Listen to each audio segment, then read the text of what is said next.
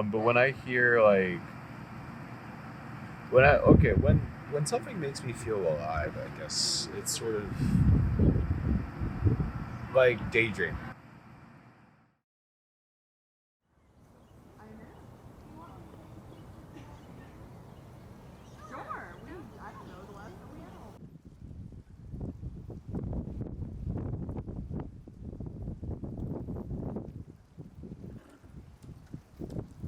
It makes me daydream, go back to that place. It makes me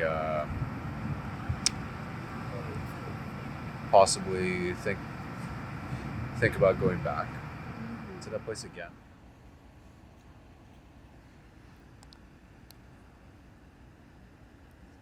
Say this past year, I wasn't here. I was abroad, and it was very much different from being here. One could almost say it was like being alive. You were just put into very different surroundings, very different circumstances. You had to make new friends all over again. When I came to Richmond in 2021, it was the same thing basically.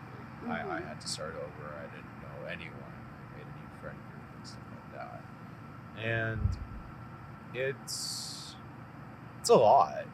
Like especially if you're like more, I guess. Yeah, if you're not as outgoing, of course you don't want to like get uprooted and then just thrust into a new scenario and then have to redo everything you thought you already did over again. But there's just something fun about it. There's just something that's like, hey, this is fun. This is what I want to keep on doing. When I'm scuba diving, which just seems crazy, but I'm like terrified. I used to be terrified of the ocean.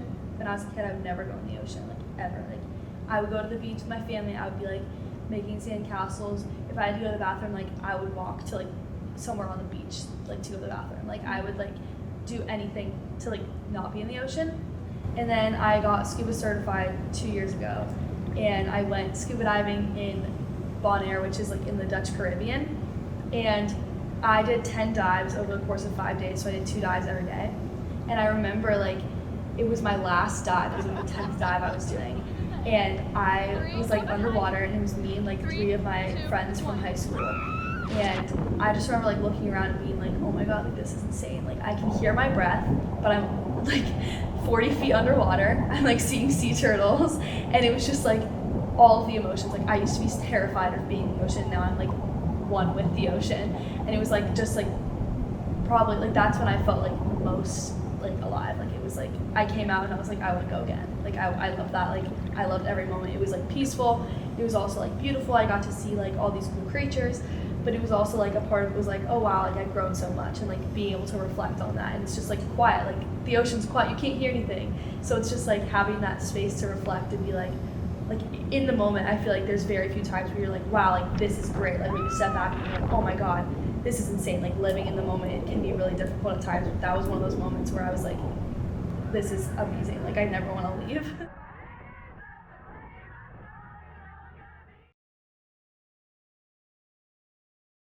I'm one of 7 kids, and my dad cleans carpets, and my mom's a public school teacher. So like my dad never went to college, and unfortunately in 2008, the banks crashed, which was very hard on everyone. But we almost lost our house. Like my family was on food stamps, and around that time, my mom's mom, so my grandma, got sick, and she had cancer, and was told she had, I think, like 3 months to live. She said fuck you, cancer, and then lived for like 2.5 years. So she did treatment and fought as hard as she could because she's amazing. But that meant my dad was working full-time, my mom was working full-time, and then my mom, after working full-time, would drive 2 hours to take care of her mom who was dying. And that's kind of like where my memory starts. And so it was a lot of, my siblings raising me, and that kind of situation. And then of course, unfortunately, sometimes the shoe keeps dropping, and things keep happening, and you lose people in ways that you don't expect, or people take their lives. And it really affects how much you trust the world, I think.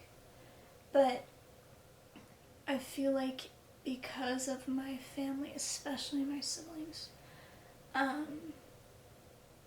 I didn't just take all of that sadness and let it marinate. I think we took all of that sadness and acknowledged it, and we're like, hey, that was really hard. But also, like, whatever cycles that we see in our family that aren't working, like, we can break those cycles with our own families, and with each other. And I think that, like, I've only ever met a handful of other people that are as close to their siblings as I am to my siblings. And I never really understand it when people are like, oh, I don't like my brother or my sister or my sibling. Because I'm like, you literally went through the same trauma. Like, what do you mean? What do you mean? You have the same exact DNA. Like, what? But I don't know, they're so precious to me. And I think that I get closer to different ones at different times, but I value them all for different reasons. And I wouldn't change the way that I grew up or kind of what I went through. I did like a kind of surface level version of it, but because it very much has influenced how I engage with the world today. And I think that it, in a lot of ways, has made me exactly who I am. And so, like, I can look at pictures of little me and be like, oh, I know that you went through a lot. But you would be so proud of who you become.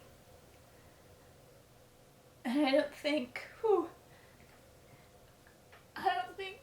I have always been able to say that.